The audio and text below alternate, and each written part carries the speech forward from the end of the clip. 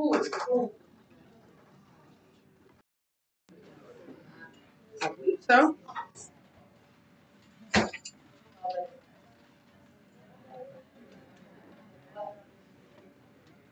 It's cold. So we're going to do, I had you answer equip 2 through 7. So we're going to discuss those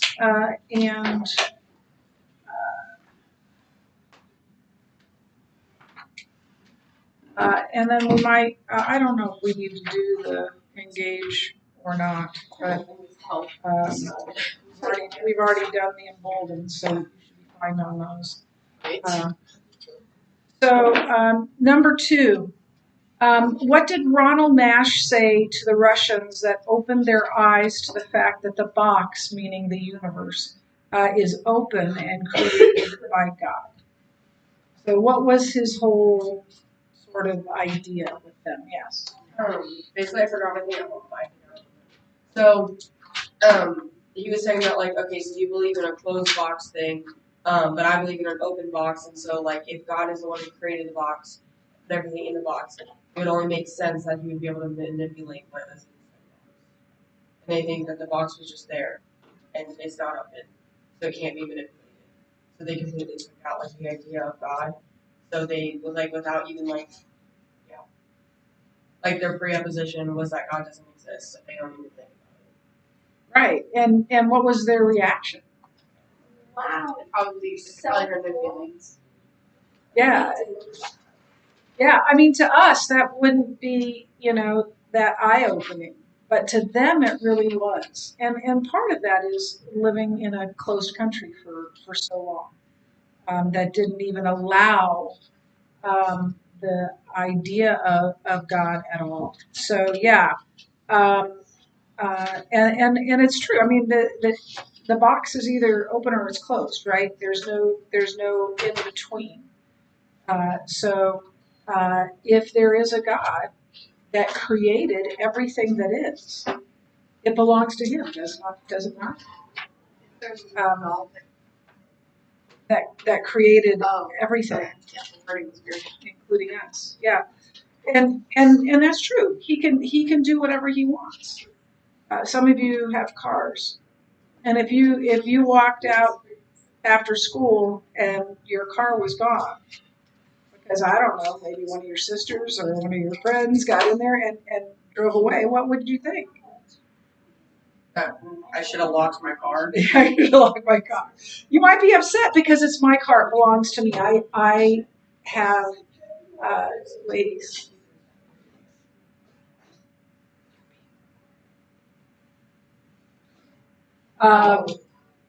So yeah, you have the right to do what you wish with what is yours. So yeah, the box is open and there's nothing outside of the box. And God created the box, right? It created everything in and outside the box. And for some reason that hit home to them. This next one is the one, and this will be on the quiz, is the one that I think most of my students get wrong. And I tell them that every year, and I go through it every year, and it still happens. I have high hopes for you. But what is the greatest miracle? Yes. Yes, very good. 15 times. I know. That's what I think. So why is that the greatest miracle? Yes. Because God created everything. Right. All the other after creation, right? All the other miracles are creations of miracles of restoration, right? Jesus at the pool of Bethesda and the man who was something else. The creation was right, and so you have something to work with, right? With a body. And so Jesus healed that body, which is wonderful and amazing. But he didn't, uh, make a body out of thin air. He could, I'm sure. But all of the universe was created out of nothing. The I think it's the Latin term is ex nihilo, out of nothing. So good job. I do have very high hopes of you.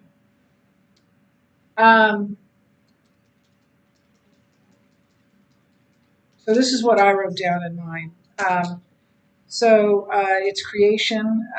For if God can create the universe out of nothing, surely nothing within the universe that He created is too difficult for Him to control.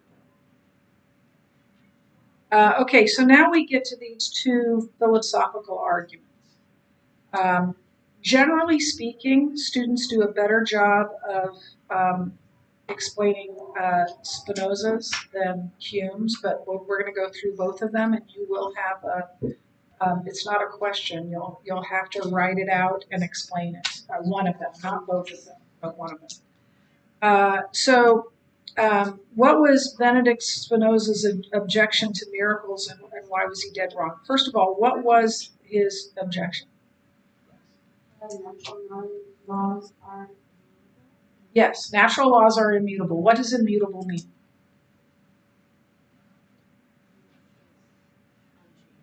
Yes, unchangeable. You can't mess with them, right? And so then they were, since natural laws are immutable, then I'm going to actually.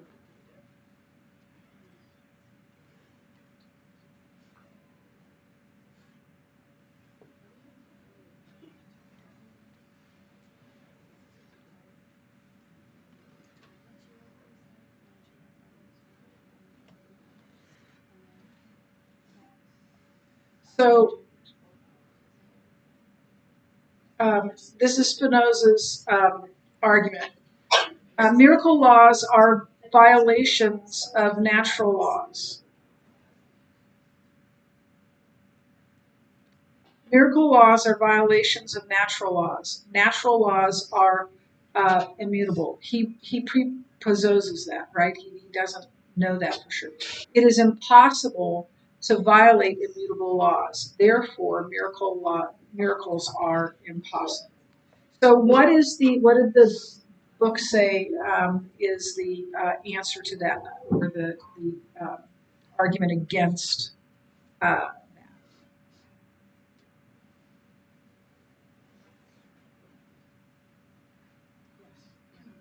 Laws are immutable.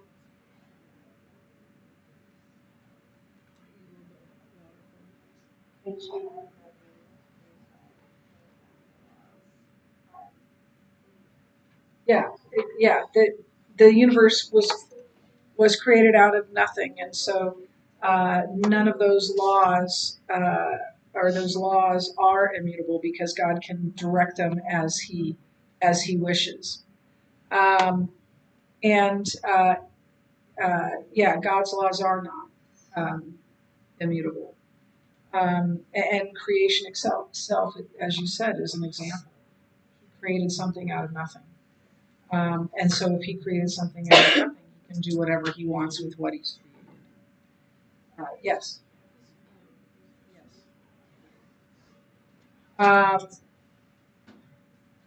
And then also, natural laws don't cause anything. They describe what happens. Does that make sense?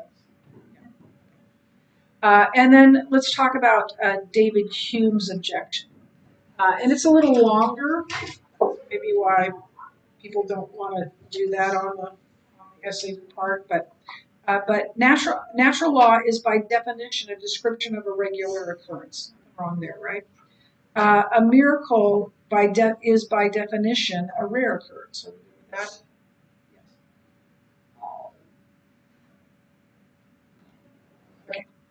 The evidence for the regular is always greater than for the rare.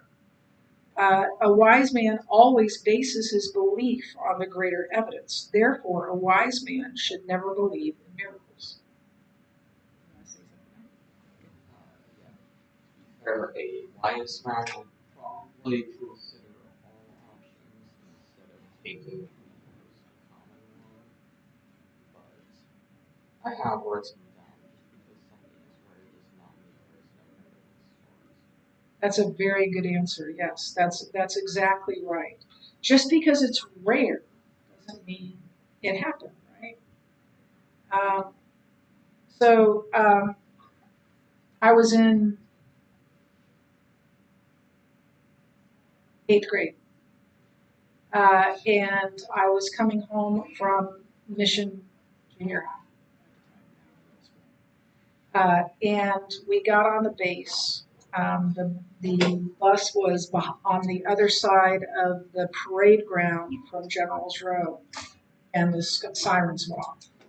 This is, I think, March, April, sometime like that. It was the big tornado that ripped down 72nd Street. You ever heard about this? This is, yeah, I think it just had its, like, I don't know, ever, years ago. And the bus stalled behind the barracks, and he couldn't get it started. And so he said, "Well, you're going to have to run for it because the bus is broken down." And so my friend and I, we ran. Her house was a little bit closer to my house, so we ran to her house and got into the basement. But as we were running, yes. Your bus driver just let a bunch of passengers like run for it. He was like, I guess just go. That is crazy. Yeah. Probably so legal. That really He happened. wasn't like, hey guys, let's all stick together so someone doesn't like die. Or maybe help us. I Or hope maybe he got I don't fired. know. I really hope he got I fired. have no idea. I didn't tell anyone at the time, but we turned around and we looked, and we didn't see like the bottom of the funnel, but we saw this big, huge, the top of it, and it went down. So it destroyed almost Exarban, which was where Exarban Village is now, and then it went down 72nd Street, and Furniture Mart leveled, like totally leveled. If you go down 72nd Street, you'll notice that nearly everything there is newer, and by newer I mean after 1974. And a few days after that tornado, I don't know why my dad's driver was taking me to my appointment, my orthodontic appointment, but he was. And I remember going down 72nd Street, and if you, I don't know if you're familiar with 72nd Street, but if you know that there's this like original kind of Arby's, like this nasty, I don't think it's even open anymore. I think it's a car lot now. And that thing, this little hut, right, was fine. It was perfectly fine. The Furniture Mart was in shambles. It was rubble, and most of 72nd Street was to, I think, past Dodge, at least to Dodge. And so that was an anomaly, right? That was something that doesn't happen very much. That wasn't a miracle. So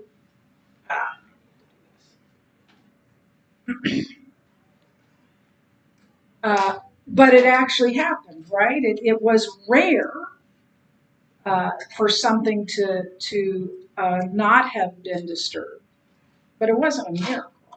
It was an anomaly. Okay, so any questions on these two? I'll give you a spoiler alert. You're going to have to pick one and lay out the argument itself and explain it. And I think you're supposed to refute it too. So, or maybe just refute it. I don't know, but something like that. I can tell you more. Okay, so contrast the unusual events with a miracle. So anomalies are just like what we just talked about, an unexplained freak of nature. What about providence? What's providence? What is providence? Like sort of just like things that are just like seen on the TV. Like some people it's called good karma. And yeah, and Christians would call it providence. Yeah. It's kind of an old timey thing, but other people would call it luck. And yeah, karma. Can we not yell? It's the adrenaline.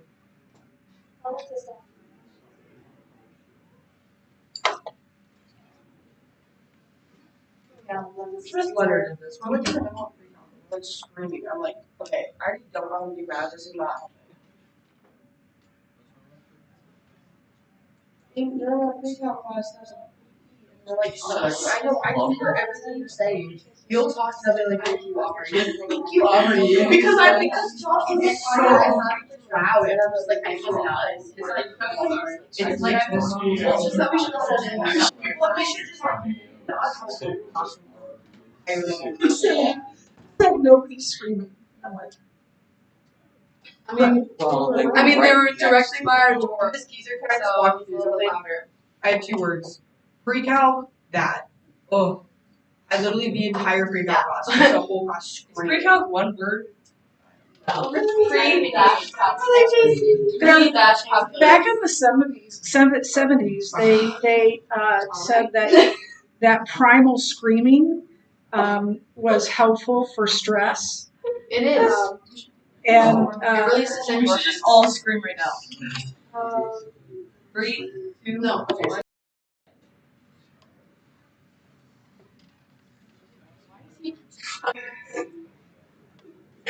To know his little brother Josiah.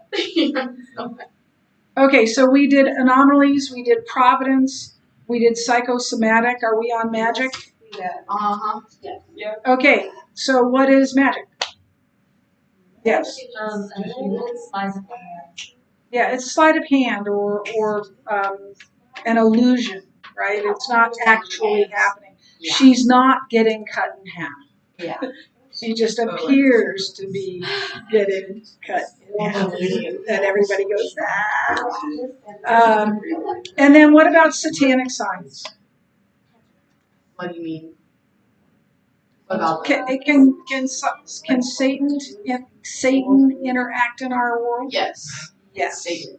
Basically, Satan can like manipulate our world, but he has limited power because we know that there can only be one supreme being. He's not as of intelligent design, so he's limited, and God isn't.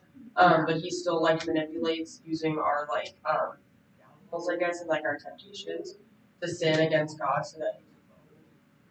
Absolutely, yeah. He's powerful, but he's not all powerful, and he has the ability to do things that can trip us up, obviously. What I wrote down for satanic signs, because he has demons as well, right? So the work of other limited spiritual beings that do not elevate God. It never brings glory to God. Anything from Satan or and then 7. So I would word this differently. Why don't we see biblical miracles today? I believe we do see. I know that we do see miracles today. However, there have been times in history and in places, especially when Jesus was on earth, that there were miracles, a lot of miracles, frequent miracles. So why isn't it still there? Well, I know one of the reasons is like, the Bible is a culmination of things that God wanted to tell us in His special revelation, and so God isn't gonna put like, the Bible's finished being written, so we don't have like all of the miracles that are happening in our day. God isn't putting into a book where we can have them in one place. Miracles happen all the time, every day. At least that's what I believe. They're just not recorded. And of course, like we are very narrow-minded people, so we're only thinking about like what we see. We're only thinking about what happens to our life. And our like human nature is also to like try to justify everything like, oh yeah, that wasn't God, that was just luck. That's just like luck of the draw. That's just the way it goes. That's morality. Same trying to like disprove or discredit what God has done. And like we just don't recognize them as much because they aren't recorded and they're not in one place for us to read and be like, oh no. Yeah. That's a good answer. That's what we use. I was gonna say, because the Bible is like spaced out between certain time periods where God was giving his people new truth. And so there's more miracles seen in those because he specifically like at those time periods. Yes, that's exactly right as well. That in that time, especially in Jesus' day, but we also see in Elijah and Elisha and others in the Old Testament where God is doing something new, right? And so miracles come along with that. I believe that there'll come a time when before Jesus comes, right, that there'll be a tribulation, and Christians will be uh, that will be mistreated as well, and I believe we will see many miracles during that time. I don't know when that will be, but I believe that will happen because Jesus or God will be doing something new, right? So what I said, it's a misconception. The Bible records miracles happening all the time. Actually, they occur more in a punctuated, brief time when God is confirming a truth through His messengers, and or if there's a new word from God. I think we'll stop there. And tomorrow we'll play the Keys or quiz, and you'll have some time. Make sure you have your study guide here to study for it. And then on Wednesday you'll take the quiz. You have like 8 minutes. Can I go to Mr. Hubert's?